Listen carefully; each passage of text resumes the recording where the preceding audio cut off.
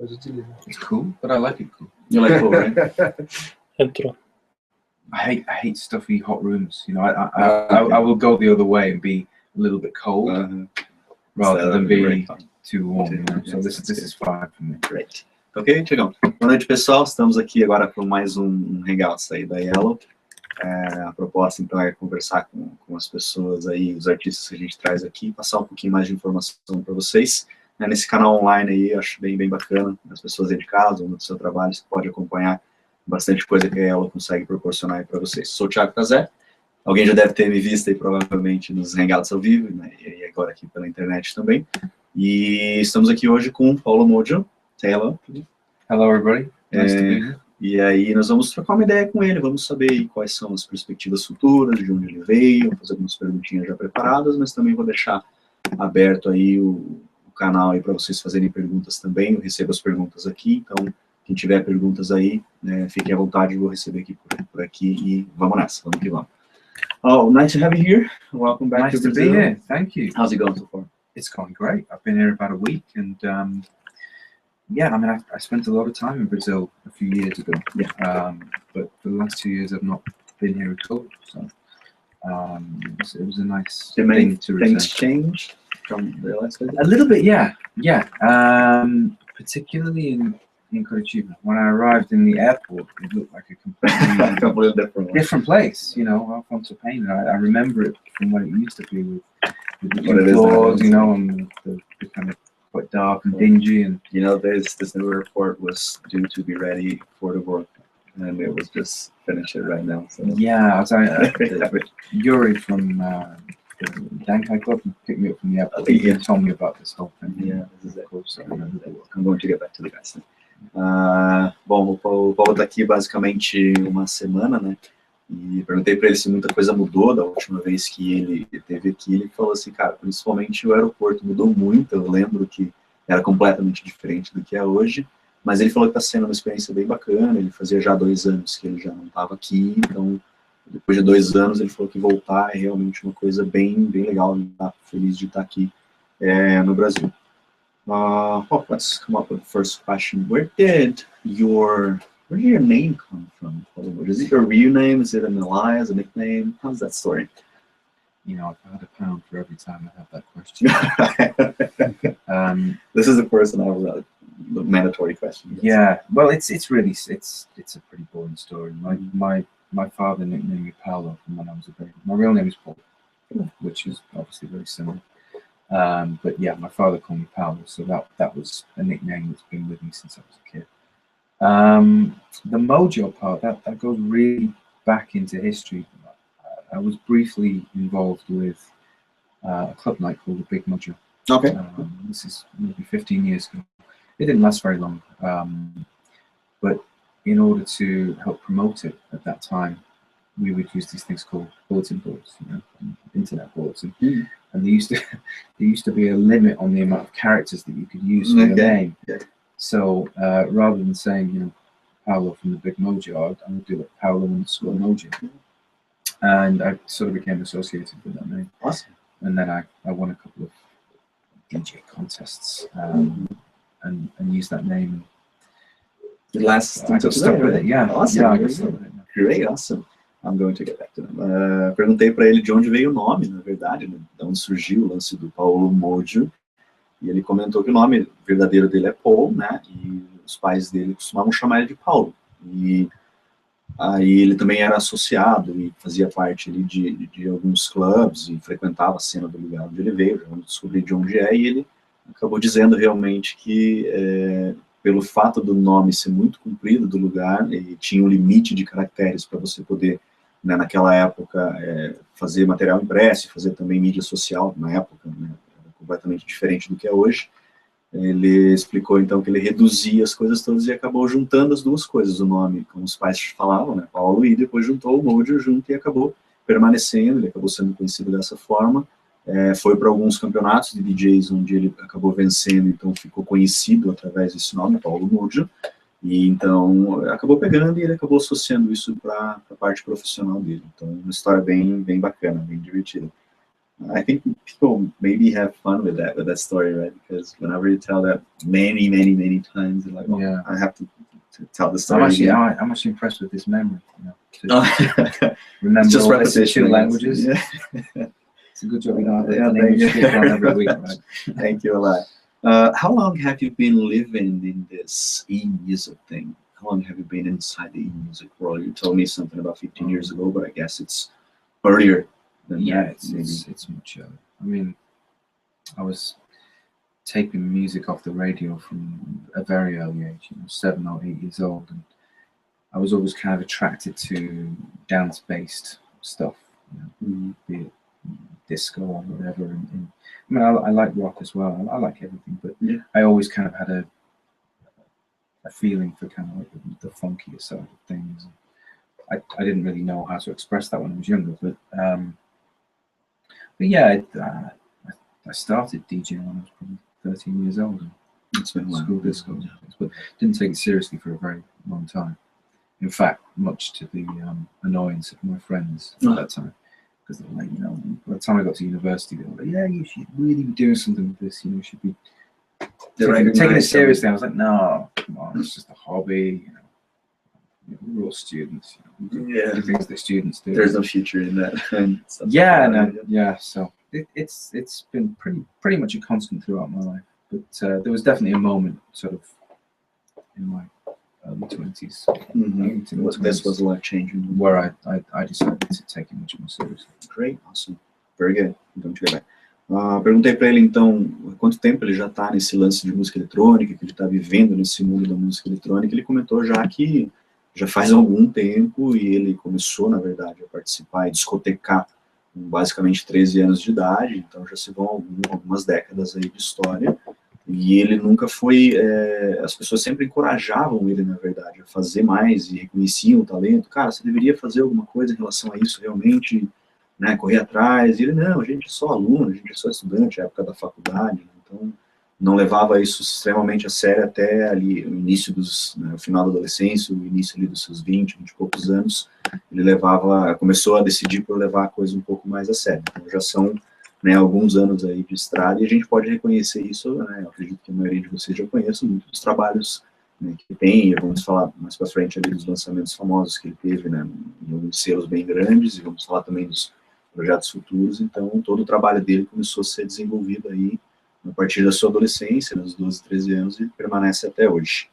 Could you tell us some of your past influences? You told that you like everything like rock and roll, all forms of music, so would you tell us influences, because people like influences, so pick some of them and just bring it up to the conversation.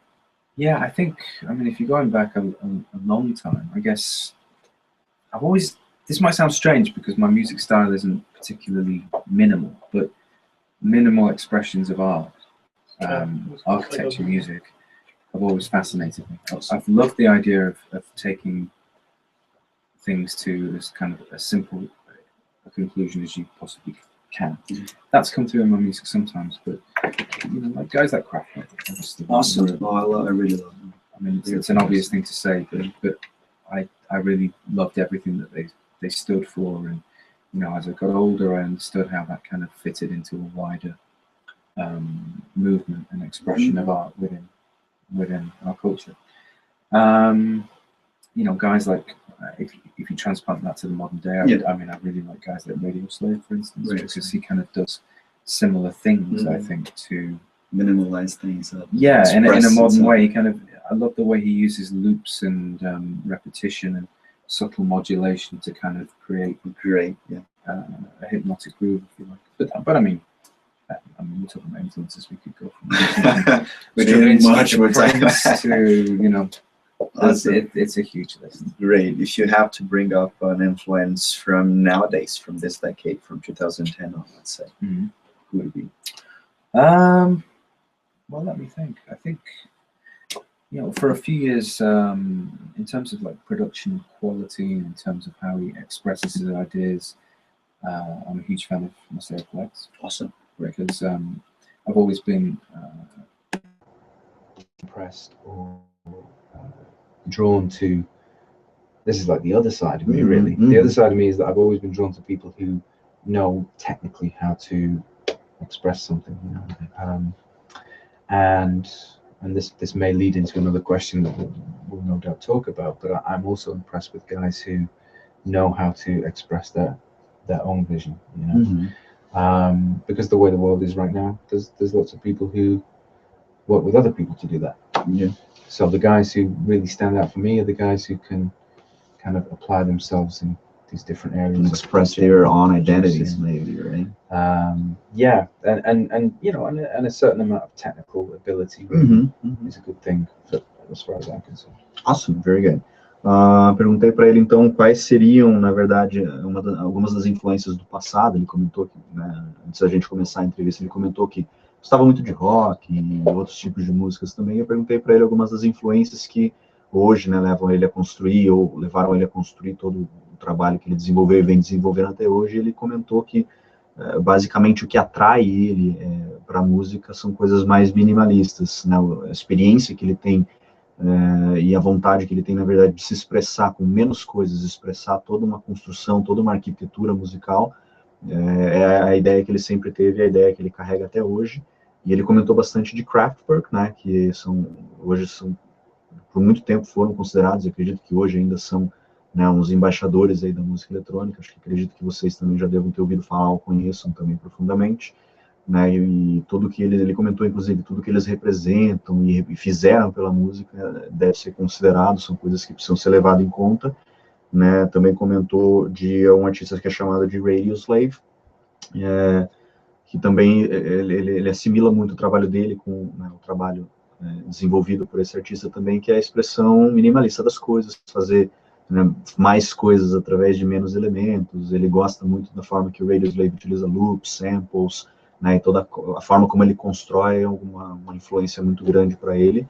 E aí eu perguntei se ele tivesse que escolher alguém dessa década, né, mais recente, quem seria hoje a principal influência. Ele falou do Maceo Plex, que é um cara que sabe expressar a sua própria identidade e faz isso muito bem tecnicamente, né, um cara que consegue expressar a sua própria identidade, e a forma que ele faz isso, a técnica com a qual ele faz isso, é uma das coisas que chamam bastante a atenção aí do Mojo, né? Então, vou voltar com ele mais com algumas perguntas agora sobre a percepção que ele tem de música, né? Ele é um cara muito musical e a gente sabe que ele tem um trabalho um trampo dele bem construído durante todos esses anos. Então, vamos ver a percepção da música que ele tem, né? Tem algumas perguntinhas aqui. Paolo, you're originally from England, you have told me originally, yes, right? Yeah. But you now live in South America, in Bogota. For the moment, yes. I'm on a little bit of a break from my English existence. Yeah, I'm on a South American adventure. Yeah, I'm currently based in. What was the reason for you come to South America? Well, the initial reason was I came to work on a certain project here with a visual effects company. We were combining something to create an audio-visual experience that's kind of matured now into something where I work with that company on different projects to provide music for visuals. But it, you know, that was 6 months ago, and I'm with the benefit of time, I'm starting to see that what I actually needed to do was to take it was more about taking a break from what I was doing in London, which was becoming very much a routine, and I was working more and more in areas that I wasn't necessarily enjoying all the time. And I really wanted to get back to writing my own music, which is now what I'm doing. Awesome. So yeah, that was the that is it was a push and a pull, you know. How would you describe, since you've had two different experiences, one in Europe in London and then here in South America working for different companies? A very small. Yeah, no, but that's all right. It's going to grow up for sure. But how would you describe electronic music in England, and how would you describe electronic music in South America? The main differences or your own perceptions on music? Well, I think the first thing to say is that I've had a long affinity with South America in general. Like before I even moved here, I've been playing here for the last 10 years in all the countries really. And I think it's difficult to draw a distinction between South America and England per se, because what strikes me more is that there are certain differences between cultures within South America. I think the most obvious thing you can say about England or the UK is that electronic music is integrated into the culture there in a way that perhaps hasn't happened here yet to the same degree. You know, the UK is a small country. You can, if you have a story in a national paper, for instance, everybody knows about it. You can have a hit record in the same way. And electronic music kind of exploded in our conscience, if you like, 30 years ago. And I think that, you know, that's an obvious difference. With Colombia, obviously, it's much newer, so there are other forms of music that are ingrained in the culture, but the flip side of that is that the enthusiasm is huge for it. And right now in Colombia, the electronic scene is in a very good moment. A country like Argentina, it is much more deeply embedded in the culture there, particularly the deeper, longer forms of music like techno, progressive house, very kind of, you know, very much a part of what they do. Brazil is, from my point of view, is a bit of a mishmash. You know, you kind of have the show culture, you know, which is obviously something that I'm not. It bothers many people. Yeah. I mean, it's not something that I'm kind of naturally affiliated with. But then again, you have, you know, kind of underground institutions like the Edgy and Wyoming, and they're doing their own work, right? Yeah, and, you know, and smaller places that I played in, like Amazon and Chapico. You know, it's so these places exist as well. So yeah, I think that would be my main. The main differences, probably the main differences are inside South America, not in Europe. Right. Yeah. I mean, I think the UK is a you can kind of always contrast that with anywhere almost, because I think electronic music is so deeply a part of what we do, and it's not just in terms of underground techno, progressive house, and tech house, but we have our kind of own sort of UK garage, drum and bass music. Yeah, I mean, bass is a huge part of the urban kind of music that we have there, and that doesn't necessarily translate internationally as well as it does in the UK, just for certain cultural reasons. You know? So, very good, great answers. Perguntei para ele então que ele tá as percepções, né, sobre a música que a gente tinha comentado. Ele é de Londres, né? Ele morava em Londres e recentemente se mudou para Bogotá, na Colômbia. Ele foi convidado a fazer parte de um projeto, e a gente vai comentar um pouquinho mais sobre isso mais para frente, um projeto que é mais audiovisual. Ele vai produzir música para coisas mais visuais, então ele está trabalhando em parceria com essa empresa, mas a razão principal de ele ter voltado aqui para a América do Sul, dessa vez para ficar um pouco mais de tempo, era dar um tempo realmente lá da vida que ele levava em Londres e fazer coisas diferentes. O objetivo principal era voltar a fazer a própria música, né? Isso para ele é muito importante, e ele queria sentir essa necessidade de voltar a produzir as próprias músicas. E aí eu já emendei uma outra pergunta na sequência, que é o fato da diferença cultural e musical dos dois, né, dos dois continentes. Eu perguntei qual era a maior diferença entre você ter música eletrônica e qual é a diferença da música eletrônica em si em Londres e a diferença aqui da América do Sul. E ele deu um ponto de vista bem interessante que nos fez concluir juntos aqui que a boa parte da diferença entre essas questões musicais está mais aqui na América do Sul do que em Londres. Ele comentou que, né, o Reino Unido é um país muito pequeno, então você consegue, por exemplo, fazer uma música que seja um hit e em um mês, menos do que isso, você está conhecido nacionalmente, está conhecido basicamente em toda a Europa.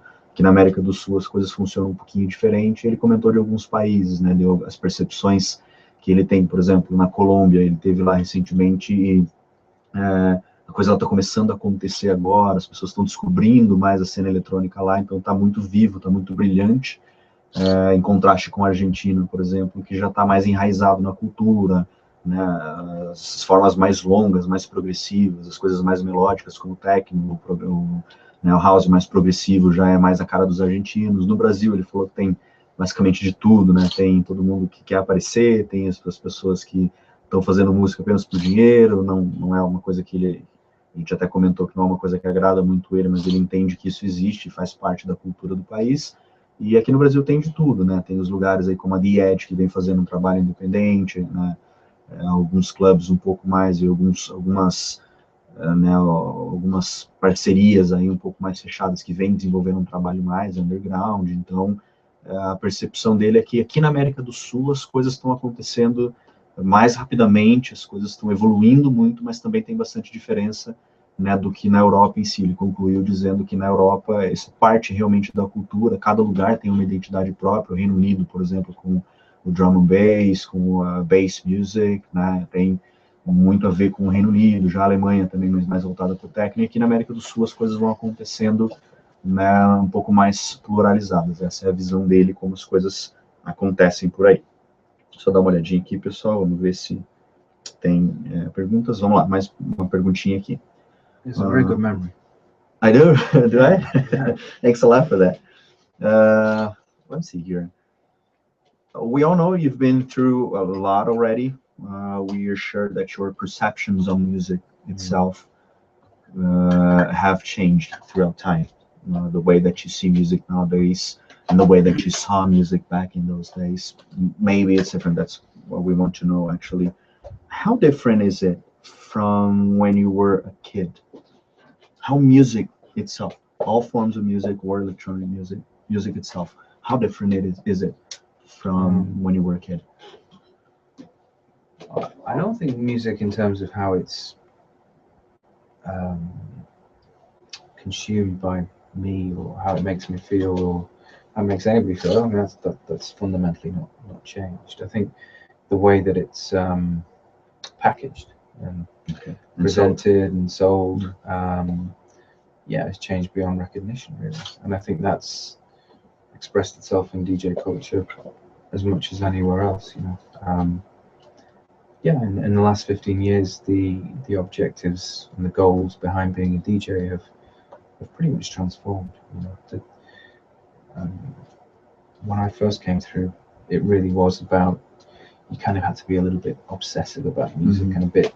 I'm not saying that doesn't exist now, because it does. Yeah. But that was the primary reason back then. You had to be almost, well, I'm a nerd. You know, anybody who says things like this is basically a nerd. You feel it easy. You have to be obsessive about it to continue with it.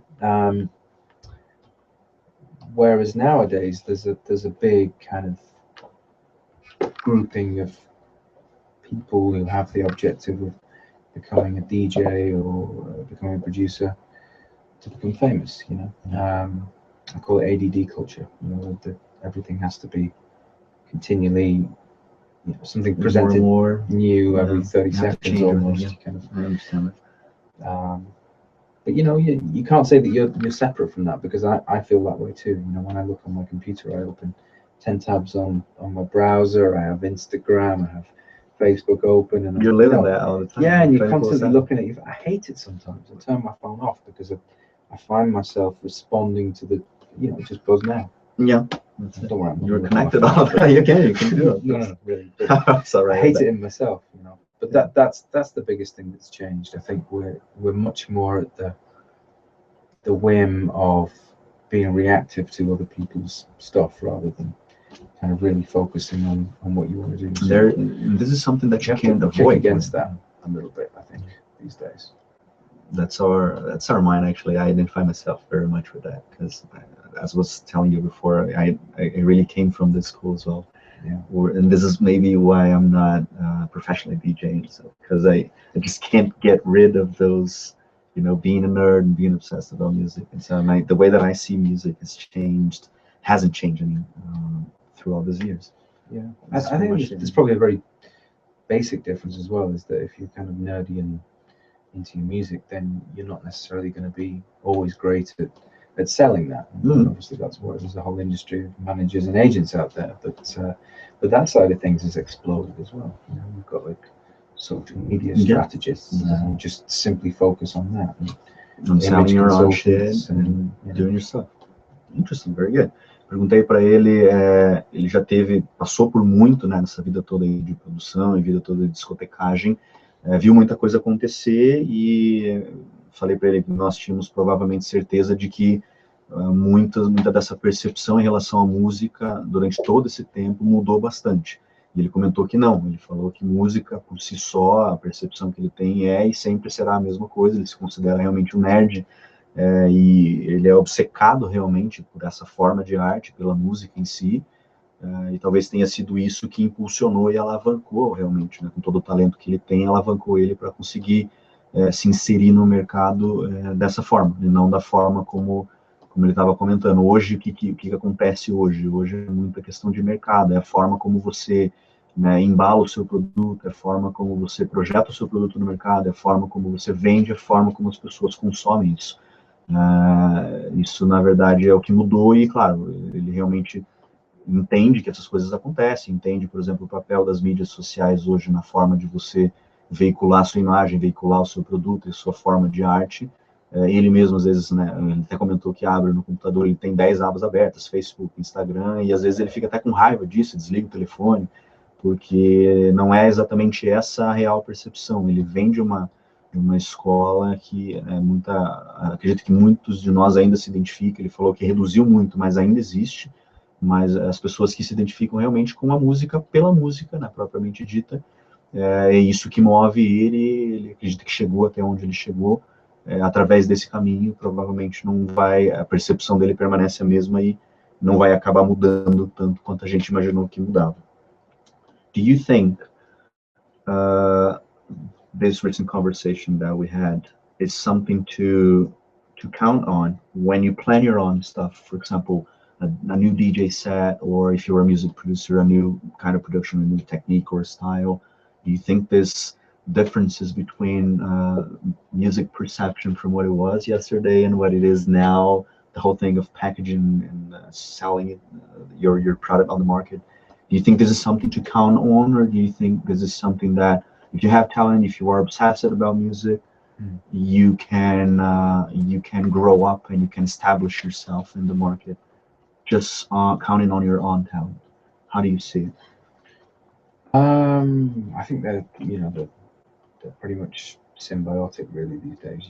If you have talent, then you can promote that through these new channels that exist, and you'll almost certainly get some notice. So I think what's interesting these days is that you don't, in some cases, if you're clever, you don't necessarily need to have the talent. You can just have the mechanisms, the right connections, and that can kind of make you as famous as you would otherwise. It's not a route for me because it wouldn't be rewarding. That's not why I do this. I do it for artistic fulfillment. I'm wishing to sound like I'm too much in my own head, but that's the truth. So yeah, I think it will be very difficult if you have some talent to not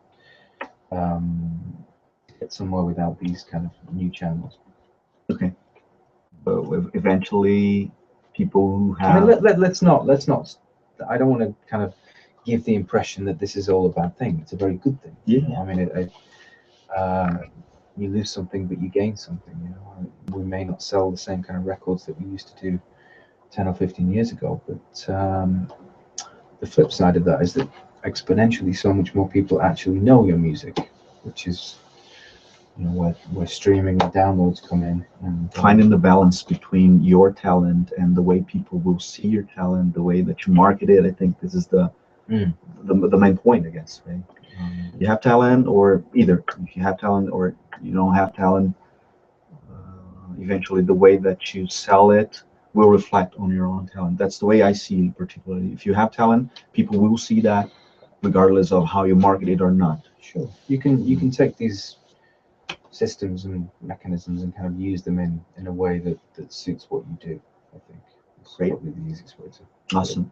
Perguntei para ele se ele achava que essas diferenças que a gente tinha comentado previamente eram importantes para quem quer construir um DJ set novo, por exemplo, quer gravar um material, ou quem é produtor musical, fazer uma música nova, e ele comentou assim, volta no mesmo ponto que a gente tinha conversado lá atrás, né? Quem tem talento vai ser reconhecido pelo talento que tem, e hoje em dia, com as ferramentas como mídias sociais, Facebook, Twitter, Instagram, essas coisas todas podem facilitar quem tem talento de não precisar investir, por exemplo, num mercado paralelo, que é o mercado das agências, no mercado aí dos agentes, dos DJs e tal, que é uma coisa paralela, e muitas pessoas que talvez não tenham um talento tão grande, porém têm disponibilidade, ou tem dinheiro, ou consegue ter acesso a esse tipo de networking, consegue se dar bem da mesma forma. A verdade dele é realmente a mesma que eu tinha até comentado com ele, a mesma verdade que até que eu acredito que é quem tem talento consegue se sobressair, né, e consegue gravar um DJ set, consegue produzir uma música nova, porque é talentoso, e por ser talentoso, as pessoas vão acabar reconhecendo isso indiferente da maneira como você anuncia, se é através de uma agência, se é através de seus próprios canais de comunicação. Então é isso que ele acredita, e né, as percepções dele são realmente muito similares às coisas que ele via lá atrás. Ele carrega essa verdade com ele até agora. Então vai o conselho aí para boa parte dos DJs aí que estão querendo iniciar aí no mercado, se você tem realmente talento, invista em mídias sociais e acredite muito no seu potencial. Esse é o conselho que ele deixou ali nas entrelinhas, porque quem tem realmente, quem é obcecado, e quem realmente vai atrás, quem entende, quem estuda, de uma maneira ou de outra vai conseguir chegar lá onde quer chegar. I've read a recent interview these days, we were talking about that before, where you talked about your current inspirations. I've asked this question previously, what is your current inspiration as well? How do you see, you talked about musical instincts as well. This was a recent interview of yours. How do you see musical instinct nowadays? Because I see that many people, many young people, especially here in Brazil, in our town, I can tell that many young people, they don't focus on the musical instinct anymore. They just see electronic music as an organized or sometimes not so organized combination of sounds and noises and so on, and they rave on that. They like those glitches and those pings and those. They just like it makes sense on their heads. But we come from a school that music was music. There was melody, there was progression, there was modulation. How do you see music? How important is musical instinct to somebody that is trying to get on the market? Let's say a new DJ or a person who has always dreamed about becoming a DJ or a music production. How important is musical instinct apart from seeing electronic music as a combination of noises? I think one of the things I always try and do is kind of put myself back in those 18-year-old shoes, because I was that age once, and I get just as excited by something that's kind of technically fun and interesting that doesn't have a lot of traditional music content. If it makes people, I'm not purist in that sense. If I hear innovation in something, be it sound design or technique or arrangement or something, you can hear if it works. I think we have to remember that we were all that 18-year-old. We had this perception before. Yeah, I mean, I used to go to raves, and it's exactly the same thing, and there's going to be, the fun part of it is there's always going to be that kid that's out there now that will listen to you now, and if you can bring a little something of what you do into his world, there's going to be somebody there that will go, oh, okay. There will be a connection. Yeah, there'll be a connection, and that's what happened to me, when I was a lot younger with DJs of that era as well. So I think it's important to always kind of reflect back and put yourself in the position of those guys that you see now. You have to understand it, right? Yeah. In order to properly give them what they want, maybe, or trying to establish a connection, I guess. Primarily, I was a DJ first. I've always been a very wide-ranging DJ, so I play kind of music and styles from all over the spectrum. So I've kind of always had an appreciation for these, different kinds of tracks and songs, and I think that's really where the art of DJing is. It's bringing things together and presenting them as a piece that makes sense. It's like playing notes in a composition. You play a certain melody on a keyboard. That depends on you playing notes in a certain order. And I see songs in a DJ set as being a similar thing, just spread out over a larger period of time. How do you see? Because there are many DJs, and this is a personal question actually. I see many DJs. For example, when I learned to DJ by myself, I've always tried to focus on the patterns and trying to, the mathematics of songs, the 4x4, and then you have the correct progression and trying to fit one song into another on the correct part of it. Yeah. Nowadays, I see many DJs, they don't focus on it itself, and their work is kind of accepted as normal, which is, to me, not acceptable. So maybe I'm a wrong thinker on it, but that's the way I see it. How do you see it? I guess I think first and foremost, I don't actually, to be perfectly honest, I don't spend a huge amount of time listening to those kind of DJs that don't invest a lot into that side of things. I think that's what I wanted to hear. yeah, I wouldn't be very entertained if I did that. I think there's a certain, there's an art to DJing, and I feel quite strongly about that, and I feel quite strongly about its place in terms of the context of when you're playing within a night as well, and and how you mix music together and how you select and all those kind of things. All the traditional aspects of DJing I think are very important. But yeah, I would agree with you that they are, if not lost, perhaps a little bit obscure, stranded in some place, I guess. Eu perguntei para ele que eu tinha, né, na hora de preparar algumas perguntas, e eu realmente aprecio o trabalho dele. Até recentemente eu tinha lido uma entrevista onde ele comentou das inspirações, a gente falou disso há um certo tempo atrás, e perguntei para ele, ele comentou, na verdade, né, sobre um instinto musical, e eu achei interessante essa colocação, e eu trouxe de volta aqui para o nosso bate-papo, que é como que ele consegue ver hoje em dia a questão do instinto musical. E eu propus uma situação, na verdade, eu falei, porque hoje muitos dos clientes de clubes ou muitos dos apreciadores de música eletrônica não conseguem ver da mesma forma que ele vê, ou da mesma forma que as pessoas que são um pouquinho mais antigas nessa arte, por exemplo, conseguem ver as coisas. As pessoas mais novas, os jovens, hoje veem como uma conexão ali de uma batidinha ali, coloca um sonzinho ali, coloca uma pitinha ali, isso tudo de alguma forma faz sentido na cabeça, mas a melodia já deixou de ser alguma coisa importante, a progressão, a modulação, né, essas coisas todas perderam um pouco de importância hoje, né, na cabeça dos mais jovens. E ele comentou, eu já fui adolescente, eu já tive 18 anos um dia, e a gente, na verdade, que é artista, precisa entender como que a coisa funciona na cabeça dessas pessoas, porque senão a gente não consegue apresentar um trabalho e tentar entrar na cabeça das pessoas. A mágica vai acontecer quando você faz o teu trampo, você faz o teu trabalho, e no meio daquela multidão lá, um ou outro acaba se identificando, e, pô, legal, bacana, curti, ok, né? E aí se estabelece uma conexão e a coisa começa a acontecer a partir daí. E aí até fiz uma pergunta pessoal ali para emendar, né, uma verdade pessoal minha, né? Eu vejo muita gente hoje fazendo um trabalho, por exemplo, de construção de um DJ set, muitas pessoas não estão respeitando, por exemplo, a construção musical, a questão dos compassos, das barras, não se tem dado muito mais atenção, e ele realmente concordou, não é uma coisa que ele gostaria de ver sido feita, não é uma coisa que ele faria também, né, pela percepção musical que ele tem, e ele realmente recomendou, né, a gente entende que tem pessoas que estão fazendo isso, mas não é uma coisa que seja, de certa forma, aceitável, porque se você quer fazer uma construção bem feita de um trabalho e quer ser respeitado por esse trabalho que você faz, né, respeitar questões estruturais, respeitar questões de melodia, questões, né, nem que não haja um trabalho tão melódico em si, mas você respeitar princípios musicais é um dos fundamentos. Então, se esse fundamento está sendo perdido, ele não chegou a comentar, ele não acredita que esteja realmente perdido, mas ele não sabe exatamente em que ponto aí do tempo essa questão começou a perder importância, ele gostaria de ver, né, questões de estrutura, questões de melodia e tal, gostaria de ver de novo recentemente sendo aplicada aí nessa nova leva de DJs, as pessoas que estão interessadas em, né, em fazer um trabalho aí, começar um trabalho novo aí para frente. Chegou alguma pergunta, alguma coisa? Todos estamos tranquilos de tempo? Quanto tempo temos, cara? Are we live, by the way? Okay. Let's go live. This is live. This is broadcast live, right?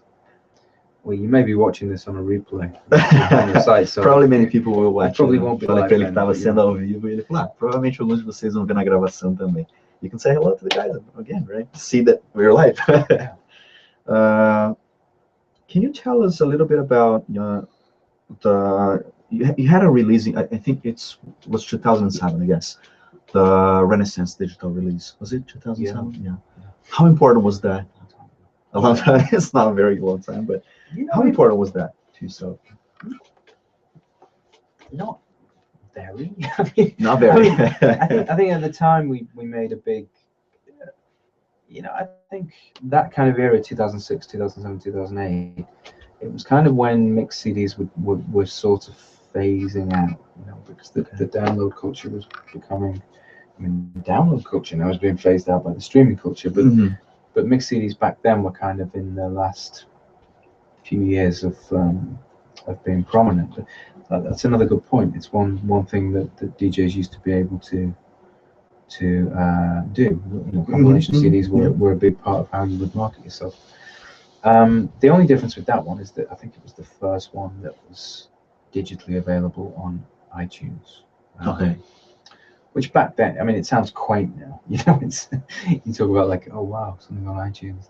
Okay, whatever. But yeah, but like 9 years ago or 8.5 years ago, whenever it was, that was something quite new, because we had to kind of get digital rights for tracks as well, and labels were a little bit funny about that, because it was a different process to getting a physical license, because people were still learning about digital downloads, and there were lots of labels that didn't want to give away. I get your point. Because when you have a digital compilation, you have to, by law, by rule of iTunes, you have to offer them as separate tracks as well.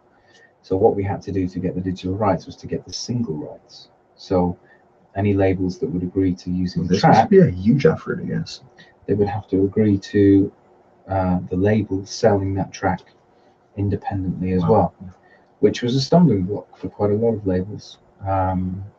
You know, these days I don't think it would be too much of an issue. It's just a third party. Everything is digital, guys. Everything. But back then it was new, so people kind of had some resistance to it. But yeah, it was a fun experience. I think I enjoyed the Balance compilation that kind of previously came out. That was much more fun because we had a lot more scope to collect tracks, and you know, I could find obscurities, and I just really enjoyed the process of working with Balance. Great, that's very good. There was a recent release. I first got in touch with this release. I wasn't aware of it because he's my favorite DJ, Hernan Catania, and he released a Balance series. And I was in Japan when I was like, oh, there is a new release of Hernan Catania. I wasn't aware of that. How is it possible? And I find it funny because you have released on Balance, and he has released on Balance as well. You have released on Renaissance, he has released plenty of material on Renaissance as well. I identify with that a lot. This is really fun. Let me get back to it. Sure. Perguntei para ele, em 2007 ele lançou uma compilação digital que projetou bastante ele no mercado e ficou um pouco mais reconhecido, que é o release da Renaissance Digital. Isso foi em 2007. Eu perguntei como é que foi a experiência e tal. Ele comentou, não foi, né, aquelas coisas, mas deu uma certa projeção e foi um trabalho muito, muito árduo fazer, porque 10, 11 anos atrás era mais difícil você conseguir gravar CDs mixados, porque você precisava, na verdade, pegar os direitos das gravadoras, então tinha que correr atrás dos direitos de cada música, e era uma licença física, não era nada digital. Então era um trabalho muito grande pro selo, para lançar esse release, correr atrás, né, dessas licenças todas. Então era um trabalho que era muito árduo na parte de trás. O produto final era muito bacana, mas fazer tudo acontecer era uma coisa muito difícil, e ele achou isso realmente interessante, comparando, né, com hoje em dia, onde tudo é mais fácil, as coisas saem de maneira muito mais automática. Ter lançado essa compilação, a parte do trabalho que foi, deu aí uma certa projeção que ele se sente satisfeito, porém, houve um release que saiu um ano antes, que é da série Balance, né? A série Balance também é uma série bem famosa lá da Europa, que para ele foi um pouco mais legal de fazer e deixou mais interessante para ele, musicalmente e comercialmente foi mais interessante o release que saiu pela Balance. Whenever you go into a club booth to DJ, what would be your minimum requirements to give your fans an appropriate performance? CDJs, 1210s, pen drives.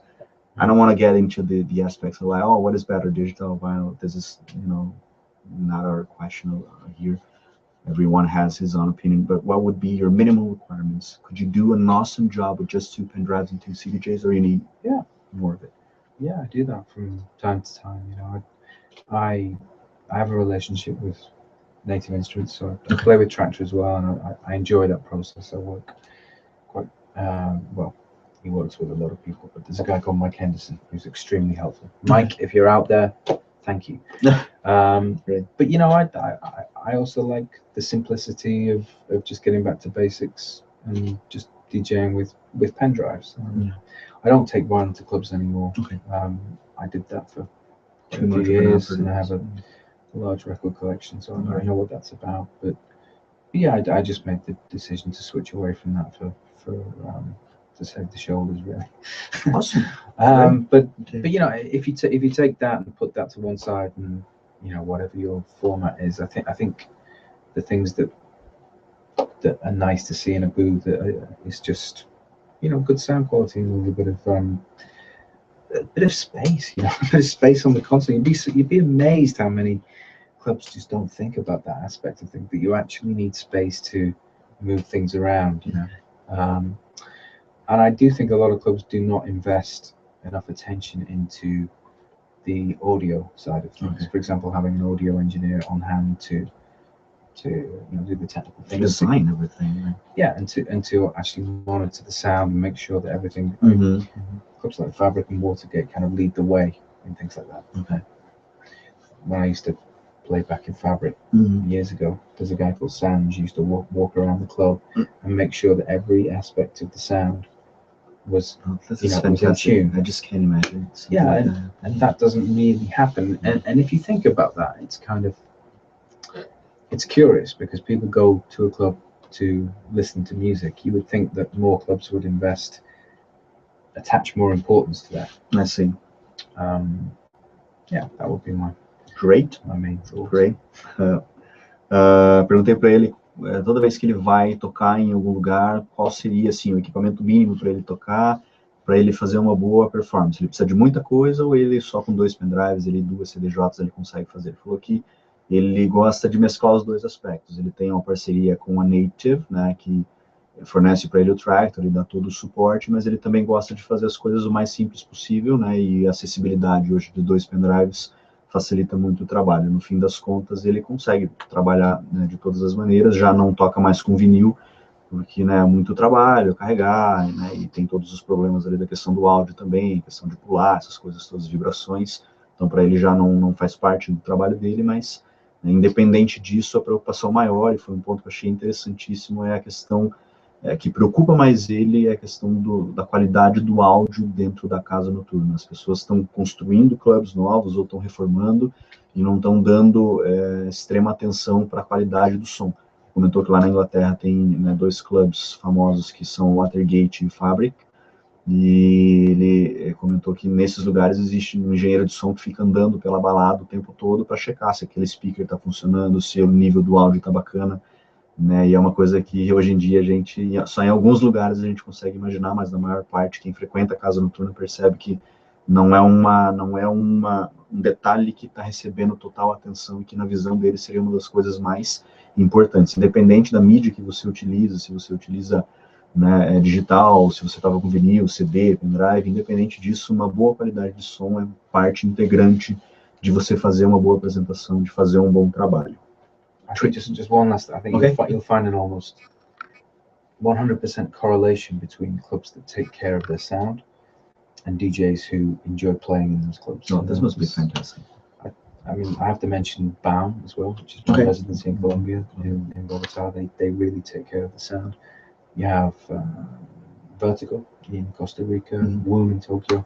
You know, the clubs that DJs really like to play in, almost without exception, are the clubs that take care of their audio and their sound and their setup. And then comes a thing called experience. The whole experience is much better for the client, I guess, for the DJ itself, for the you know, the nightclub, but essentially for the clubber. When he goes there, the experience is totally different, right? Very good. What would you consider your best gig ever from all those years back in the days? This is a tricky question. Can I pick 2? Whatever. Okay, it's up to you. I'll take 2. This may change. Right. I mean, it may change. If 3 you or ask me 4. this question in a week, it may change. But okay. The first time I played in Fabric was a really nice memory. A dream for many DJs. Yeah, I did.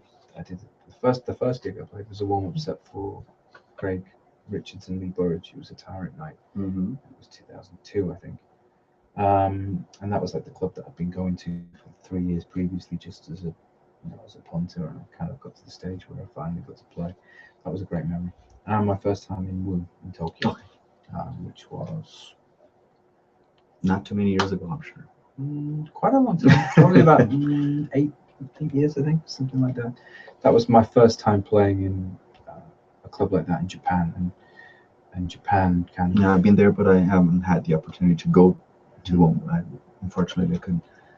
Japan blows my mind for different reasons. It's like every little thing that you know just has a little twist on it. So it's just done a little bit differently, from opening curtains to, you know, to how you eat something, to how you listen to something, how you go to the bathroom, how you drive it. And that comes through in the clubs as well, and just the enthusiasm level of the crowds in Womb at that time was just something I hadn't seen before. So yeah, that memory stays with me. Fabric and Womb in Tokyo, great. Yeah. For today. Yeah, Tomorrow that'll change. Perguntei para ele uma pergunta, falei para ele que é uma pergunta meio, né, capciosa ali, qual é a melhor balada que ele já tocou na vida toda dele. Claro, né, muitas coisas aconteceram, e ele perguntou se podia escolher duas, e ele escolheu a Fabric, que a gente tinha falado, né, que a Fabric é uma casa bem famosa em Londres, e muita gente daqui do Brasil já tocou lá, DJ Mark, Patife, as pessoas estão direto lá, e é um dos lugares que é o sonho de muita gente. E um clube em Tóquio, no Japão, que é chamado de Womb, que a gente até comentou aqui que o Japão faz as mesmas coisas que a gente faz, mas tem um toque de individualidade, as coisas um pouquinho diferentes em tudo que se faz, desde comer alguma coisa, desde ir no banheiro, desde a forma como se ouve o som, de como se frequenta uma festa. E quando ele fez isso pela primeira vez lá no Japão, disse que foi uma experiência que para ele mudou a vida dele realmente, uma coisa que ele nunca tinha visto antes. E então eram essas duas festas ali que ele achava legal, uma na Inglaterra e a outra no Japão. How do you like music production nowadays, and what kind of softwares are you currently using to produce your own music? I primarily work in Logic, but I use Live a lot as well. I often rewire the two together, much to my own frustration, because the rewire engine is not reliable as I would like it, especially if you're using lots of third-party plugs. Yeah, I work because of the fact that I kind of move around historically quite a lot, literally. I've learned to work within mainly software parameters. You know, I do have a few real synths that I like to use. Like, that's not main part of it. And the Mojo. But generally, yeah, I've moved back more towards Logic. I started with Logic, and I kind of had a flirtation with Ableton for a couple of years, and I still like it for certain things. I think it's streets ahead in terms of automation and audio editing, but in terms of actually using an environment to create a song, Logic still is my preference. Your favorite? Actually, I've had not a recent experience with Logic, but a very frustrating experience with that, because I'm not a producer. I like it. I wish I could produce music. That's not my main part of work, but I just couldn't understand Logic. It's just too much to me. I have to spend much more time. I think that's been something that's been leveled at Logic since, you know, the very, very earliest days, back when it was, you know, Notator and eMagic, and it was always kind of viewed as being a slightly difficult learning curve to get to grips with. I think the benefit I had in the early days was that I worked with a guy called Simon Rogers, who's a very well-known film and TV composer in England. I don't know if you're out there, Si, but hello. Hello to everybody. And I spent a summer with Simon in his garden studio, and he used Logic. And you know, I kind of took on board what he was doing just through osmosis almost. So that became my platform of choice. I've recently got into doing just a little bit of teaching with people, and I get that. You know, people say to me, "Oh, you know, let's start with Live because it's easy." Yeah, it is. And to me, that's kind of, it's not easier. It's just a different way of doing essentially the same thing. But that is the perception. And when I kind of take a step back, I do think that the interface of Logic can seem daunting because it's based on a layer system. Yeah. You know, you kind of open up another screen and it does something else which connects to your main screen and so on and so forth. But so Logic would be the platform of choice. Yeah, but I do understand those issues that people who are new to this would have specifically. And again comes the thing of talent, right? If you were talented and if you understand how the software works, whatever you do, you can do a good job, whatever software. Once again, I always try to shy away from those things because I really don't like elitism. I don't like to say that somebody's better than somebody else just because they know how to use a piece of software. My own approach to things is I just have a way that I do things that works for me. And if somebody else can get benefit from that, then great. I don't profess to be an expert. I just have a way of doing things that I can get a result from. But I'm sure if I took that to a certified Logic instructor, they would probably go, well, that's not the way we would teach you to do it. But that's the beauty of music. This is it. There's 100 ways to get to the same result. And some of them can be a lot of fun. Completely agree with that. Perguntei para ele quais eram, né, como é que estava a questão da produção e quais eram os software que ele usa hoje para fazer a produção musical. Ele comentou que faz boa parte do trabalho dele no Logic, também utiliza, né, o Ableton Live, mas ele já tentou conectar as duas plataformas e não, né, se sentiu ele frustrado, não conseguiu fazer as coisas acontecerem da maneira como ele desejava. Então, hoje ele escolheu mais o Logic para trabalhar, inclusive ele até comentou no finalzinho que hoje está tentando algumas experiências em mostrar e ensinar as pessoas a trabalhar com o Logic também, né, questão de instrutora e de produção. Ele usa também alguns sintetizadores, algum tipo de hardware também, mas ele aprendeu junto com um colega dele chamado Simon Rogers, que é... Is it Simon Rogers? Okay. Então ele aprendeu bastante coisa com esse cara. Esse cara também essencialmente trabalhava no Logic, mas por osmose. Trabalha mais, né, na área da música hoje, e na área da música, não, desculpa, na área da televisão e dos filmes, né? Então talvez não seja tão conhecido de todos. Porém, aí aprendeu bastante coisa com ele e a coisa foi evoluindo mais para o lado do Logic. A maior parte do trabalho que ele faz hoje é através desse software da Apple. Nós temos uma pergunta aqui. Have a question from one of those spectators. He would like to know if somebody is actually watching. It is.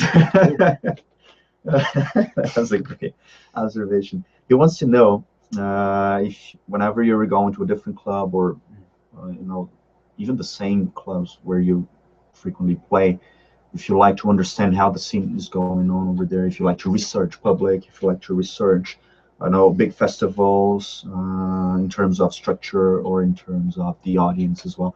Do you go for some research, or do you like, okay, I'm ready for that, and just go there and do the thing? I think festivals kind of boil things down to a common denominator because you don't tend to get a long time to play in a festival. You don't tend to get a long time to play in a festival, so you kind of have to play quite obviously. And that pattern is repeated pretty much wherever you are in the world, I think. I think if you're playing in the more musically orientated clubs, examples of which I already talked about, Fabric, it pays off to kind of understand a little bit about how they program DJs, what they like. But at the same time, I don't think you shouldn't spend too much of your time thinking about that, because you can get caught up in essentially wanting to please other people rather than showing what you're all about. And ultimately, people come to see you because they want to see what you do.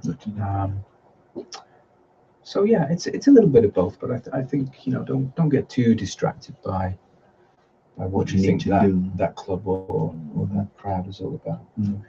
Have a belief in yourself. Great. Eu fiz a pergunta do Ed Silva, né, para ele. O Ed perguntou: gostaria de saber, né, se ele procura pesquisar em relação a festivais ou quando ele vai para tocar em alguma festa nova ou em algum lugar onde ele frequentemente toca, questão de festivais, relação de estrutura, público-alvo, e ele comentou que ele tem uma identidade própria e, eventualmente, as pessoas que vão nesses lugares, elas estão essencialmente procurando saber o seu trabalho, aquilo que você faz, qual é a sua identidade.